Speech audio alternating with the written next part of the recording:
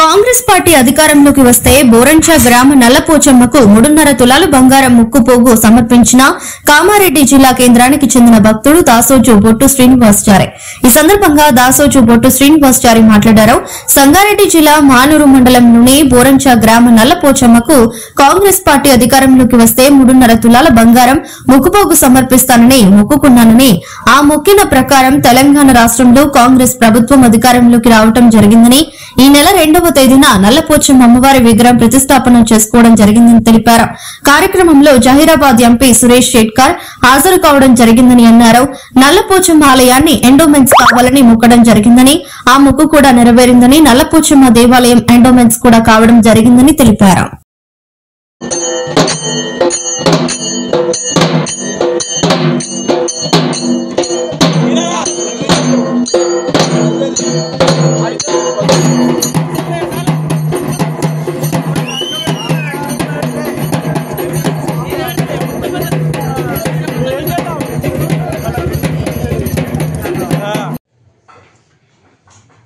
నా పేరు అమ్మవారి భక్తుని శ్రీ బోరంచ పోషమ్మ నల్లపోచమ్మ అమ్మవారి భక్తుని.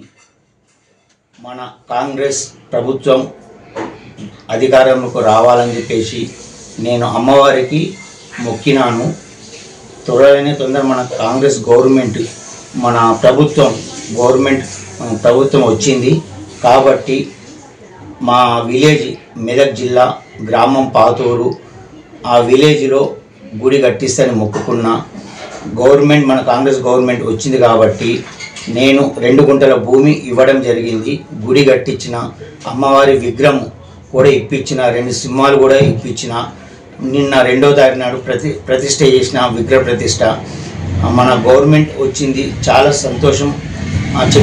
చెప్పిన అందరికీ మన గవర్నమెంట్ వస్తే నేను ఇస్తాను మొక్కిన ఏవైతే అమ్మవారు మొక్కులు నేను ఎలాంటి మొక్కులు అమ్మవారు తీర్చింది కాబట్టి మాట ఇచ్చినాము. కానీ మన కాంగ్రెస్ గవర్నమెంట్ రావాలని చెప్పి కాంగ్రెస్ గవర్నమెంట్ వచ్చింది కాబట్టి నా వంతులో మొక్కిన ప్రకారం కట్టించిన, 2 గుంటల భూమి ఇచ్చిన.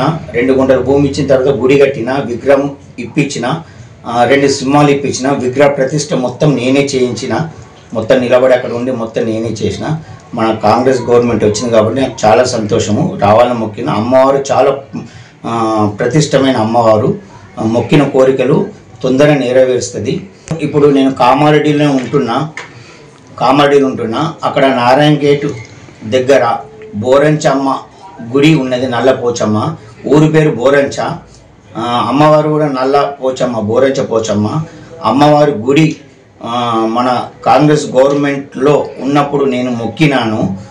అమ్మవారి గుడి ఎండోమెంట్ కావాలని చెప్పేసి మొక్కిన. అందరు ప్రజల సమక్షేపంలో ఎండోమెంట్ అయితేనే నేను గుడికి వచ్చి మళ్ళీ నేను ఒక మొక్కు తీర్చుకుంటాను. తొందరనే అమ్మవారు కృపా కటాక్షంతో మన కాంగ్రెస్ గవర్నమెంట్లో ఎండోమెంట్ అయింది. బోరంచమ్మ గుడి నారాయణ గేట్ దగ్గర మన సార్ ఎంపీ గారు సురేష్ షెట్కర్ సార్ గారు కూడా నేను అప్పుడు ఫోన్ చేయడం జరిగింది. సార్ కూడా స్పందించిండు. తర్వాత వెంటనే నా మొక్కు తీర్చుకున్న. 3 తులాలన్నర ముక్కుపోగు అమ్మవారికి చేయించిన. ఆ అమ్మవారి ముక్కుపోగు కూడా మన సురేష్ షెట్కర్ సార్ గారు వచ్చినప్పుడు కూడా ఆ ముక్కుపోగు పెట్టిండ్రు అమ్మవారికి. చాలా మహిమగల అమ్మవారు. రియల్గా అక్కడ అమ్మవారు మనిషి శిల అయింది. ఆమె స్టోరీ ఉన్నది, మనిషి శిల అయింది. చాలా మహిమగల. ఎవ్వరు వెళ్ళినా ప్రతి ఒక్కరికి మొక్కు కంపల్సరీ కంపల్సరీ వరం ఇస్తుంది. మళ్ళీ మీరు ఏదో ఒకటి చేయగలుగుతారు 100%. ఏ మొక్కినా అది మంచి కోసం మొక్కితే కంపల్సరీ వరం ఇస్తుంది అమ్మవారు. కామారెడ్డిలో ఉన్నాను. నాకు మన షబ్బీర్ అలీ సార్ గారు మంత్రి ఉండగా నాకు పెద్ద యాక్సిడెంట్, కామారెడ్డిలో యాక్సిడెంట్ అయింది. ఖమ్మం దగ్గర ట్రాక్టర్ కింద 3 గంటలు స్లో తప్పి పడిపోయిన. ఎలక్షన్ల ముందు మన మంత్రి షబ్బీర్ సాబ్ గారు కాల్ చేసిండు. డిఎస్పీ వాళ్ళందరూ కాల్ చేసి బొట్టు సీను బ్రతకాలని చెప్పేసి సారు మాటతో అందరూ నన్ను అమ్మవారి దయతో అమ్మవారికి నేను స్మరించుకుంటూ ఉన్నా. అందులోనే 3 గంటలకు స్లో లేదు. అమ్మవారి దయ వలన యాక్సిడెంట్లో నుంచి కూడా నేను బ్రతికి బయటపడ్డా. ఇప్పటికీ మొత్తం రాడ్స్ ఉన్నాయి.